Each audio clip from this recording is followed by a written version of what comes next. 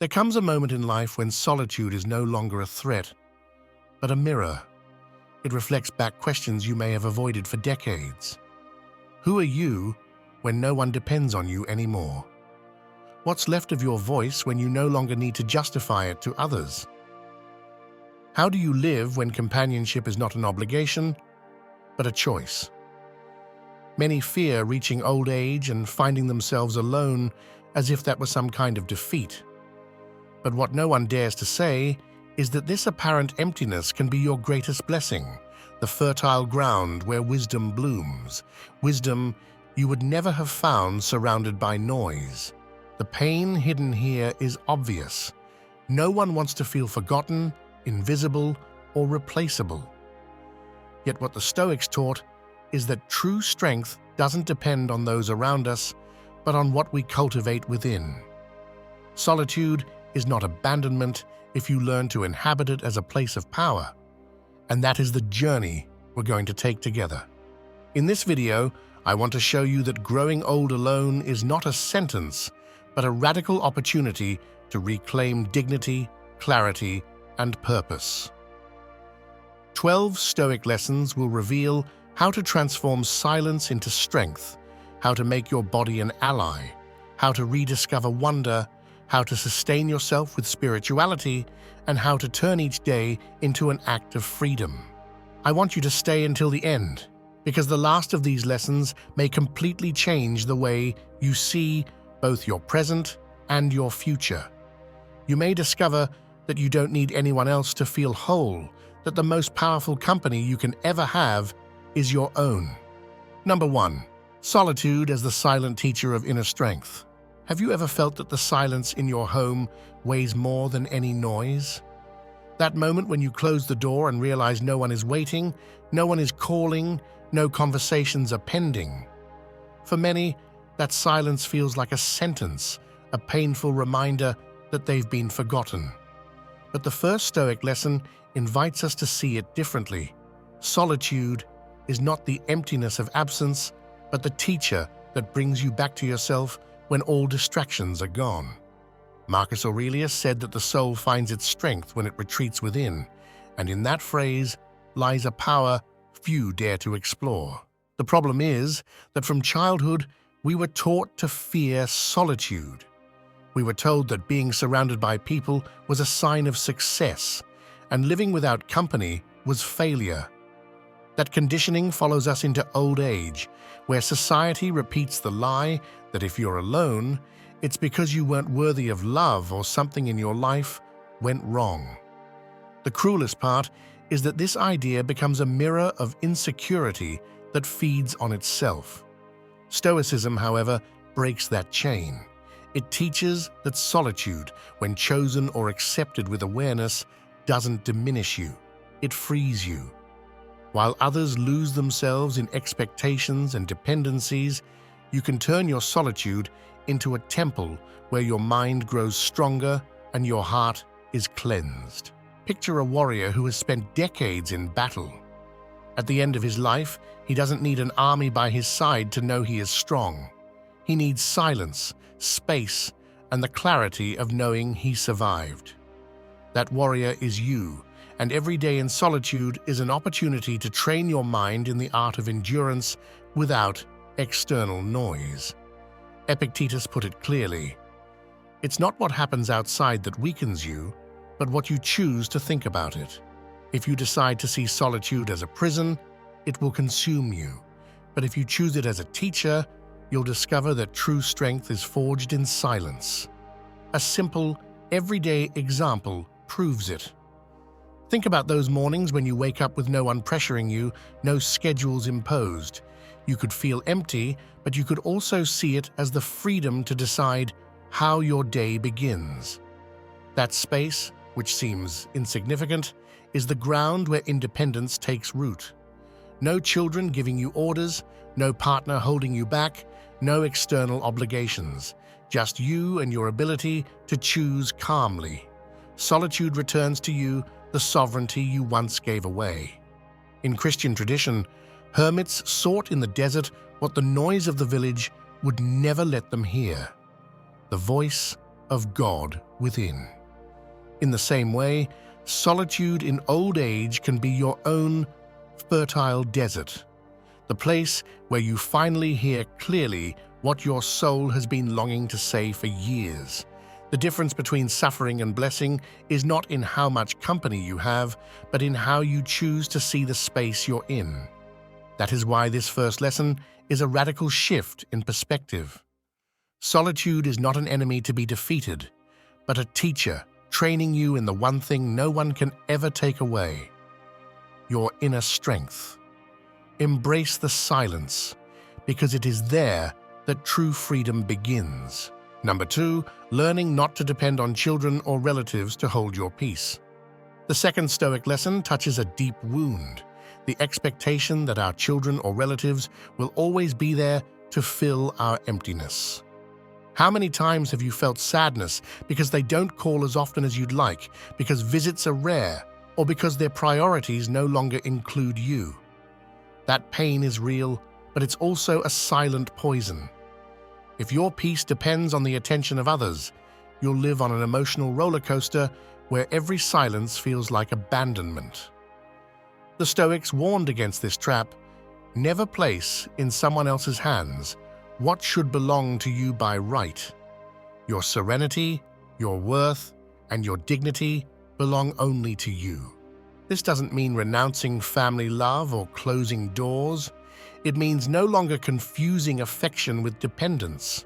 Your children have their lives, their struggles, their responsibilities, and they won't always be able to give you what you expect.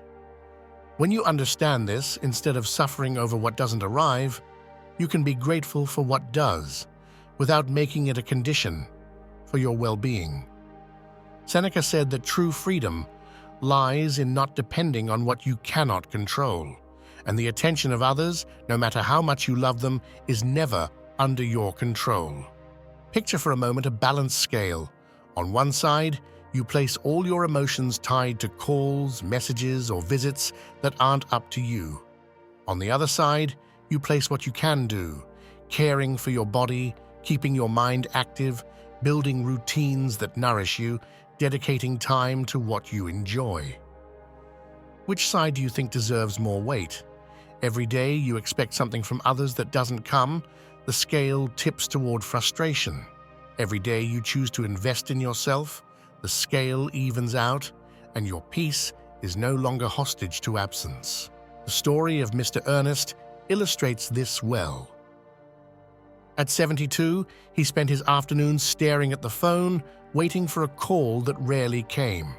His mood rose or fell depending on his children's will, until one day he understood the obvious. His life couldn't depend on a ringtone he couldn't control. He began walking in the mornings, reading again, joining a local singing group. The change was immediate. The sadness didn't vanish completely, but it was no longer the center of his life. He learned that loving his children didn't mean handing them the key to his inner peace. From a spiritual perspective, there's also a lesson. The Bible reminds us that each person must tend their own garden, and that true love is not demand, but free giving. Your children are not indebted to you. What you gave was love, not an investment. And what you receive now, whether great or small, should be lived as a gift, not an obligation. That awareness is liberating because it lifts a burden off their shoulders that was never theirs to carry, and it returns to you the responsibility of caring for your own heart. This second point is both a warning and an invitation.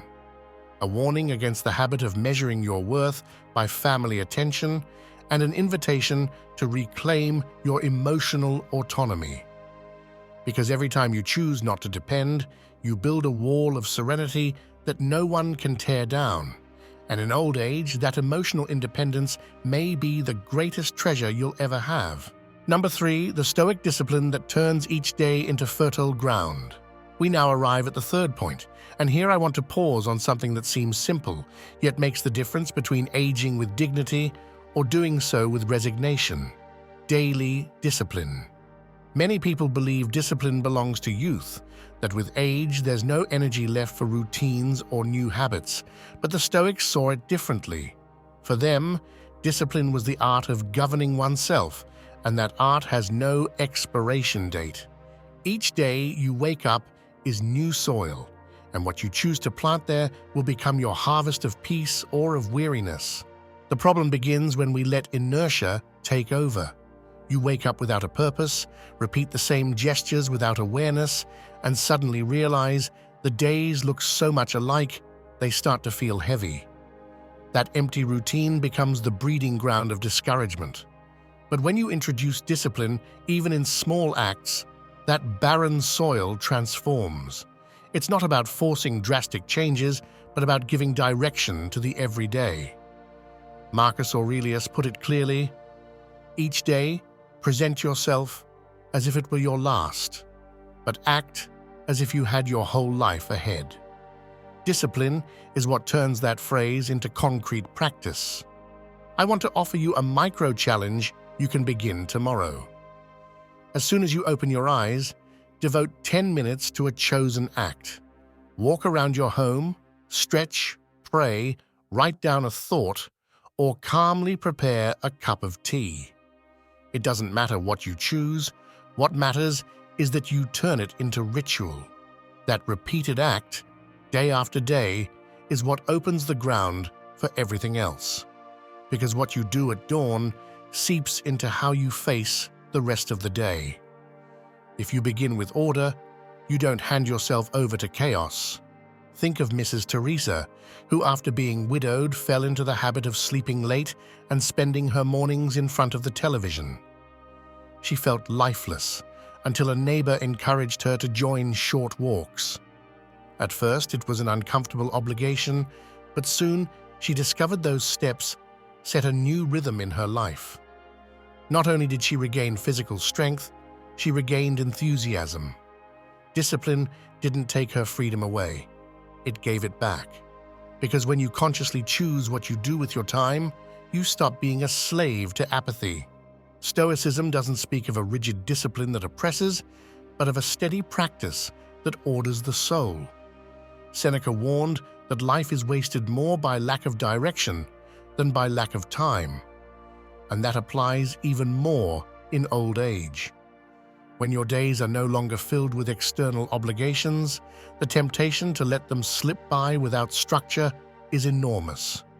But if you turn each day into a field where you plant a habit, a thought, or an act of care, the outcome changes. Time becomes an ally, not an enemy. That's why this third lesson is a firm reminder.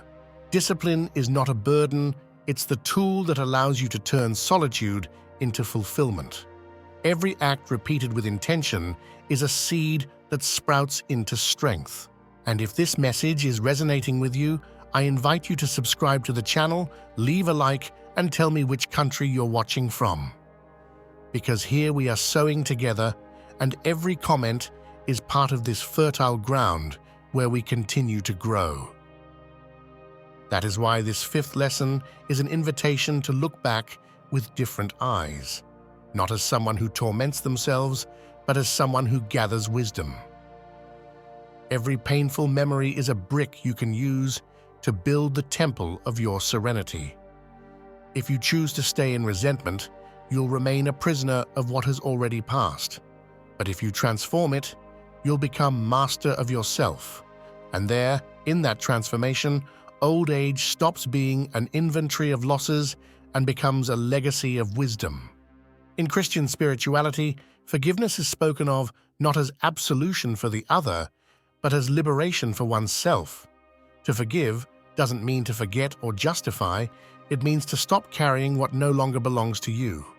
That same logic is profoundly Stoic, to accept what happened as part of fate and to extract from it the teaching that strengthens you. Pain doesn't vanish from memory, but it becomes a root that sustains instead of a wound that consumes. The story of Clara, a woman who at 70 still cried over a broken marriage, shows this truth. For decades, she replayed every scene of abandonment in her mind, until one day she realized that her tears didn't bring anything back, but they did take everything away. She began writing letters she would never send, pulling the pain out of her memory and turning it into words. What was once unbearable weight became an intimate book of lessons, a testimony of strength. She discovered that the past couldn't change, but her relationship with it could. Think of a simple example. Maybe you remember the last time you waited for a call that never came. The silence hurt more than any words could. But instead of staying trapped in that wound, you can ask yourself, what did this absence teach me? Maybe that I shouldn't place my worth in the will of others. Maybe that my own company can be enough. That same event, which yesterday was a wound, today can be a teacher if you decide to give it new meaning. The most common mistake is to relive those memories with anger or sadness, as if repeating them again and again could change what happened. That repetition is not memory, it is self-destruction. Epictetus warned us clearly. It is not the events themselves that harm us, but the way we choose to think about them. Each memory is like a seed. If you water it with resentment, it grows into a thorn that wounds. If you water it with reflection, it blooms into wisdom that guides. You choose which garden to cultivate in your mind. We come to the fifth point, and here we face a burden many carry in silence. Memories that hurt, loves that left, friendships that betrayed, children who disappointed, moments that left scars. Those memories can become a chain that weighs down the present, as if every day of solitude were a punishment for what others did or failed to do. But Stoic philosophy teaches us that the pain of the past is not meant to torment us, but to be transformed into teaching.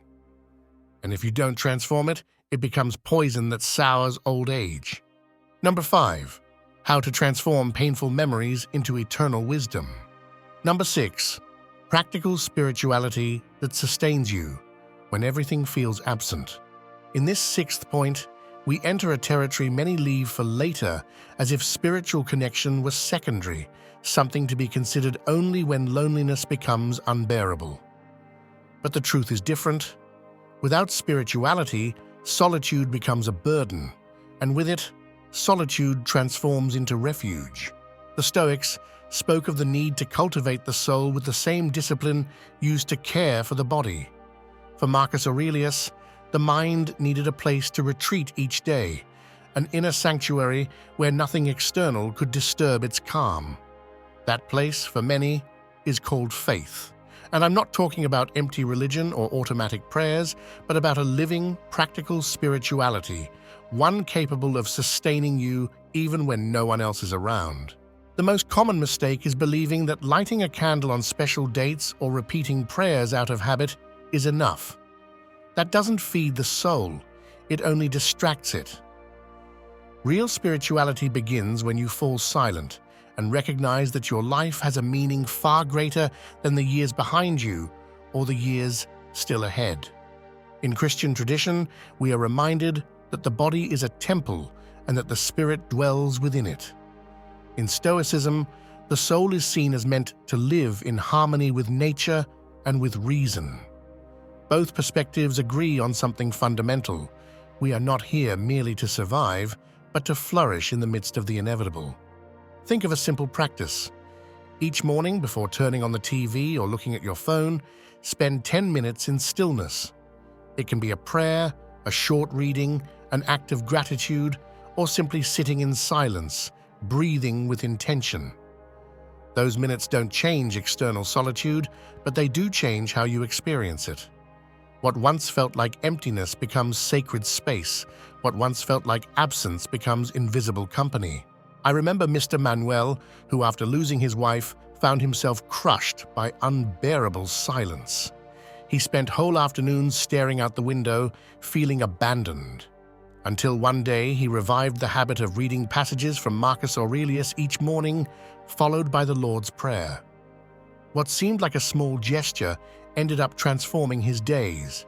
He told me, "I don't wake up expecting someone to write to me anymore. I wake up waiting for that moment with myself and with God." That is the power of practical spirituality. It doesn't fill your house with voices, but it fills your soul with strength. The Stoics knew that everything external is fragile, changing, and fleeting. That's why they taught us to stand firm in the inner flame that doesn't depend on applause or company. Spirituality, seen this way, is not an escape, it's an anchor. And when old age brings silences longer than expected, that anchor keeps the soul from sinking. That's why this sixth lesson is clear. Don't leave your inner life for tomorrow. Begin today to build that invisible sanctuary no one can take from you. Because when spirituality becomes daily practice, you no longer need to fill your solitude with noise. You discover that even in the deepest silence, you are never truly alone. Number 7, chosen silence as a source of dignity and personal clarity. Here comes one of the hardest truths. Not all silence is abandonment. Many times, the silence you choose is the one that gives you back your power. For decades, you may have had to speak, justify yourself, give explanations to children, a partner, relatives, or neighbors. Your voice was at the service of others, weighed down with excuses or attempts to be understood. But there comes a moment in life when you no longer have to prove anything. That moment is now.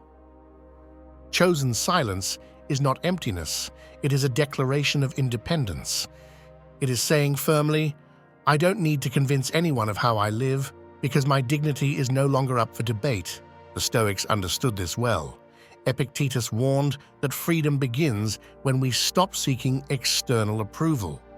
In practice, this means learning to remain quiet when something doesn't deserve to be explained. It's not about repressing emotions, but about choosing where it's worth speaking and where silence is more powerful. Silence not as resignation, but as a shield. Because at this age, every word saved from useless arguments is energy regained for what truly matters. Picture this. Someone questions why you live alone, why you don't seek company, why you don't do what they expect.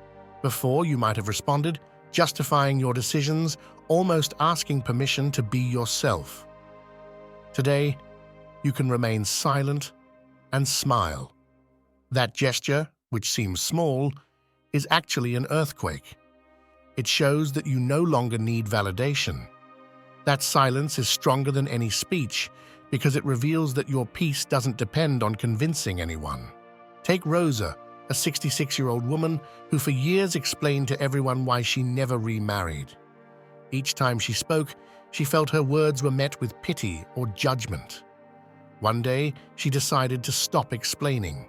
When asked, she would simply change the subject or reply calmly, "I'm fine this way." She discovered that silence was more powerful than any explanation.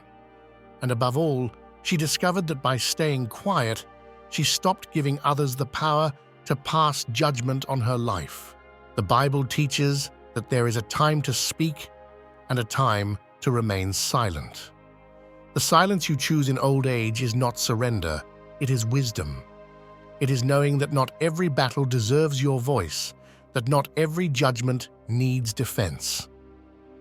And when you learn to hold your peace in silence, solitude stops being a painful noise and becomes calm by choice. That is why this 7th lesson is a deep reminder. Being silent is not always weakness, it can be the highest form of dignity. Because in that chosen silence, you find clarity, and in that clarity, you discover that you no longer owe anyone an explanation. That is the true power of solitude. Number 8, rediscovering wonder as an antidote to routine. We now arrive at the 8th point, and here we face a trap that slowly drains life in old age, routine without purpose. Waking up, repeating the same gestures, seeing the same view, listening to the same inner complaints. Day after day, as if time no longer had anything new to offer. The problem isn't routine itself, but having lost the ability to feel wonder. When you believe you've seen it all, that nothing can surprise you anymore, you begin to die while still alive. Stoicism teaches that each day is a unique gift, that greatness is not found in the extraordinary, but in how we look at the ordinary. The mistake is confusing experience with exhaustion. "I'm too old for that. I've already lived it all." These are phrases that kill the soul long before the body gives way. Marcus Aurelius wrote that every sunrise is reason enough for wonder because the simple fact of breathing is already a miracle. And yet many wake up as if life owed them more. Wonder isn't about waiting for extraordinary events, but about learning to look again with fresh eyes at what seemed familiar: the color of the sky, the laughter of a grandchild, the taste of fresh fruit, the calm of a silent prayer. Picture this. Tomorrow morning you open your window and spend 1 minute just looking at the sky. At first, maybe you see nothing special, just clouds. But if you stay with it, you notice shapes, shifts in light, subtle movements. That small gesture is training in wonder. Because when you regain a curious gaze, you discover that no 2 days are ever the same. The same happens with your body, your relationships, your inner life. Wonder renews what once felt worn out. The story of Mr. Manuel is a good example. For months he complained that all his days felt the same. Until one day, a grandson took him to the park and showed him how ants were carrying leaves bigger than themselves. That detail, seemingly insignificant, reminded him that life still held lessons in the smallest things. From then on, he began going to the park daily, not searching for big emotions, but for small discoveries. He regained not just enthusiasm, but hope. Christian tradition also points to this. "Let the little children come to me," said Jesus, not because they were innocent, but because they still had the capacity for wonder, to see the world without the filters of weariness. That childlike gaze is what in old age saves us from the routine that kills in silence. The Stoic and the child meet in the same truth: to live fully aware of the present. That's why this 8th lesson is a radical invitation. Break free from the numbness of habit and allow the small things to surprise you again. Because when you recover the capacity for wonder, solitude stops being a barren desert and becomes a secret garden. And in that garden, each day, no matter how simple, can bloom as a new miracle. Number 9, Stoic gratitude that turns old age into a gift, not a sentence. Here, we uncover a secret that completely transforms the way we live in solitude: gratitude. Many older people feel that the passing years are a burden, an endless list of losses and limitations. But the Stoics taught that life is never a sentence. It is always an opportunity to practice virtue. And virtue begins with being grateful for what is still in your hands. This isn't naive or superficial gratitude, but a deep discipline that changes how you see what you have and what you lack. The most common mistake in old age is to focus only on what is no longer possible. "I can't walk like I used to. I don't have the same company. They don't call me like before." That constant comparison with the past turns the present into punishment. But Marcus Aurelius warned, "Do not lose what you have by desiring what is missing. Each day you breathe, each gesture of autonomy, each moment of calm is a gift that can be lived with gratitude. Your body is not the same, but it still carries you. Your house may be empty, but it remains your refuge. Silence may be long, but it is yours to fill with whatever you choose." Imagine waking up tomorrow and, instead of complaining about what's missing, deciding to name 3 things you are grateful for. Maybe the strength to get up without help, the aroma of fresh coffee, the simple fact of opening your eyes. That small exercise, repeated with discipline, rewires your mind. Gratitude becomes a filter. Where you once saw lack, you now see possibility. It doesn't change the external world, it changes how you live within it. Take Rosa, for example. After years of complaints about her children's absence, she decided to keep a gratitude journal. Each night, she wrote down something she had enjoyed that day. A short conversation with a neighbor, the song of a bird, the relief after a prayer. Little by little, she discovered that her life wasn't empty. It had only been misseen. And that new way of looking restored her peace. The Bible teaches this clearly: give thanks in all things. It doesn't say for all things, but in all things. Meaning, even in the midst of difficulty, there is always something to hold as a blessing. And the Stoics agreed. The wise person does not grieve over what is missing, but honors what remains. Gratitude is not a cheap consolation. It is an act of spiritual resistance against the temptation of victimhood. That is why this 9th lesson is decisive. Gratitude is the bridge that turns solitude into fulfillment and old age into a gift.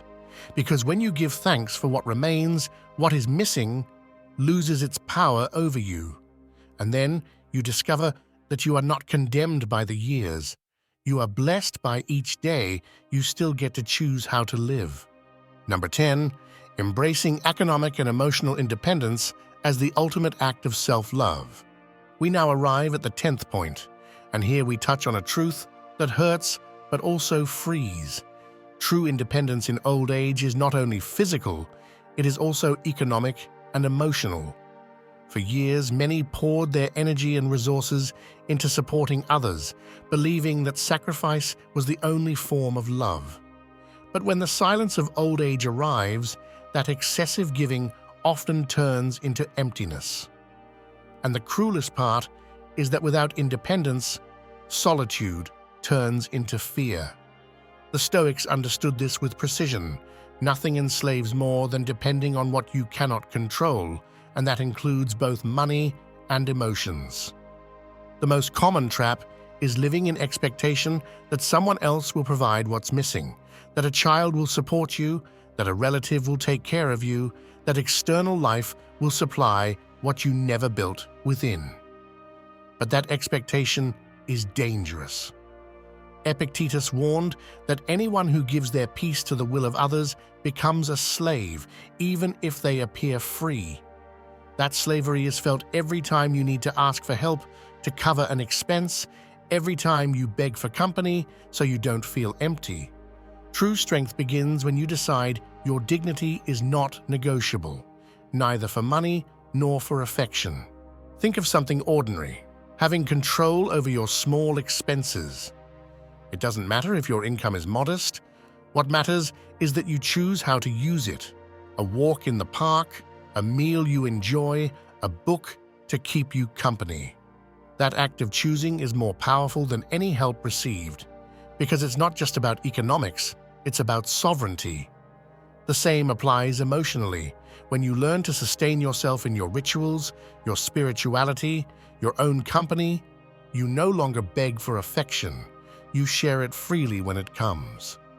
The story of Mr. Manuel reflects this lesson. For years, he depended on his children's goodwill to cover small expenses. Each time he asked, he felt he was giving away a piece of his dignity. One day, he decided to adjust his budget and put himself first. He stopped buying unnecessary things and started saving for small personal joys: a coffee at his favorite cafe, a short bus trip to a nearby town. That change transformed him. He no longer waited for permission to enjoy life, nor felt shame in asking. He discovered that independence is not measured in amount, but in the freedom to decide. In Christian tradition, it is taught that the worker is worthy of his wages. And that doesn't mean hoarding, but recognizing that what you have belongs to you and can be managed with fairness toward yourself. In Stoicism, the idea is similar. True wealth is not having much, but needing little, as Seneca often reminded. And when you grasp this, independence becomes an act of self-love that protects you from fear and manipulation. That is why this 10th lesson is essential. Embracing your independence, no matter how modest, is reclaiming your dignity. It's not about empty pride, but about a gesture of respect toward yourself. Because when you no longer need to ask or depend, Every decision you make is a reminder that you are still the owner of your life. And in old age, that may be the greatest victory you can give yourself. Number 11, building community without a crowd from the strength of yourself. Here we face a truth that often feels uncomfortable. You don't need a crowd around you to feel accompanied. Society insists that a full life is one lived surrounded by family, friends, and constant noise. But in old age, that illusion breaks. Many discover that their circle has grown smaller, and those who remain don't always bring peace. The mistake is believing that without large groups, there can be no community. The Stoic lesson teaches the opposite. True community is not measured by quantity, but by quality, and it always begins with yourself. The trap is accepting empty relationships out of fear of silence. Those companions who drain you, who criticize, who only appear when they need something, far from easing the loneliness, they make it heavier. Seneca said that friendship is not about having many, but about having one who is worth all. And if that one is yourself, it is not loneliness, it is integrity.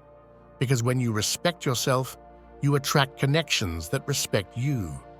When you choose dignity, you filter out those who can't uphold it. Authentic community is built from that inner strength that refuses to bargain with its peace. Picture your table at home for a moment. Maybe it's no longer as full as it once was. Maybe most of the chairs stay empty. You can see them as symbols of absence, or as space for what truly deserves to be there. If a genuine friend, a neighbor with whom you share a coffee, or even a virtual community like this one, fills just one of those chairs with real presence, then your table is no longer empty. Because what matters is not how many gather, but how true they are. Rosa's story illustrates this. For years, she tried to fill her solitude by joining groups where she never felt seen. There was always noise, but never true listening. Until one day she left those circles and joined a small group at her church, no more than 4 people. There, she found something she had never felt in the midst of crowds: authenticity. They were not many, but they were real. And that small community, woven with sincerity, was worth more than all the groups where she had felt invisible. The Bible also reminds us, "Where 2 or 3 are gathered in my name, there I am among them." It doesn't speak of thousands, it speaks of a few. And in Stoicism, Marcus Aurelius affirmed the same. You don't need mass approval to live according to nature, only clarity of purpose and rectitude of heart. Both traditions agree that true community is not about numbers, but about essence. That is why this 11th lesson is a shift in awareness. Stop seeking the crowd and begin to value the small, solid, sincere bonds. Building community is not about filling your house with people, it's about filling your soul with authentic companionship. And once you achieve that, even a single friendly voice can be enough to turn your solitude into a space shared in truth. Number 12, the final freedom, choosing how you want to be remembered in your last stage. We have reached the 12th and final point, and here opens the most powerful lesson of all, the freedom to decide the legacy you want to leave behind. Old age is not just a countdown of days running out. It is the stage where you choose how you want to be remembered. As someone who withered in complaint, dependence, and nostalgia, or as someone who, even in solitude, held on to dignity, clarity, and strength. The Stoics repeated that we cannot control when the end will come, but we can control how we face it. That choice, which may seem quiet, is in fact the most transcendent of all. The most common mistake is thinking the memory we leave depends only on what we did in our youth or on what others say about us. Nothing could be further from the truth. Legacy is also written in the last chapters, in how you face each day of your later years. A gesture of serenity in the face of pain, a wise word spoken at the right moment, a firm attitude towards solitude, these can leave a greater mark than any past achievement. Because in the end, What remains is not the things you accumulated, but the impression you left in the hearts of those who saw you live with courage. Picture this: your grandchildren remembering you not for what you had or what you suffered, but for your strength to remain calm, your courage to live alone without giving up, your ability to find peace in silence. That memory is possible if today you choose to live each day with the awareness that you are sowing remembrance. Because memory is not written with words, it is written with attitudes. Consider Richard, a man who at 78 spent his final years in solitude. He didn't leave behind great material inheritances, but he left short phrases, acts of discipline, and a serenity so steady that his grandchildren still remember him as the wise grandpa. What could have seemed like a quiet life became an unforgettable legacy. This proves that you don't need crowds or riches to be remembered, only coherence between what you think, what you feel, and what you do. Christian tradition also teaches this. I have fought the good fight, I have finished the race, I have kept the faith. It doesn't speak of having constant company or avoiding solitude, but of living with purpose until the very end. In Stoicism, the idea is the same: to accept death as part of nature, but to decide that until it arrives, every act will be worthy. That is why this last lesson is the most radical. The final freedom is not in avoiding solitude or stopping the years, but in choosing the mark you want to leave. Old age can be the stage where you complain about time gone by, or it can be the chapter where you write the greatest testimony of wisdom and strength. And that decision, no one but you can make. If you've made it this far, it means you weren't just looking for company in a video, but direction in the midst of your silence. 12 Stoic lessons have shown us that living alone in old age is not a punishment, but a hidden blessing. Solitude can be a teacher, discipline can give you fertile ground, your body can still be a vehicle of freedom, spirituality can anchor you, and even the most painful memories can be transformed into wisdom. We've seen that gratitude turns the present into a gift, that independence is an act of self-love, that community is measured in quality, not quantity, and that in the end, the greatest freedom is choosing how you want to be remembered. This is not about denying the pain of aging or covering silence with pretty words. It's about recognizing that you still hold power, that even in solitude, you can choose dignity, clarity, and purpose. The Stoic Garden exists to remind you of this, to shake you free from resignation, and to show you that there is still a path ahead, no matter how many say it's too late. I want to thank you for staying until the end. That sets you apart, because it means you have the courage to face uncomfortable truths and the willingness to transform your life, even when the years seem to say otherwise. Now I invite you to write in the comments which country you're watching from and the phrase that unites us as a community: I live with wisdom. That will be your way of declaring that you choose to live your solitude not as a sentence, but as a source of wisdom. And remember, this is not the last step. What comes in the next videos will continue to guide you, chapter by chapter, to discover that old age does not steal your power, it returns it to you in a different form. Because when you choose to awaken, solitude stops being a burden and becomes your greatest ally.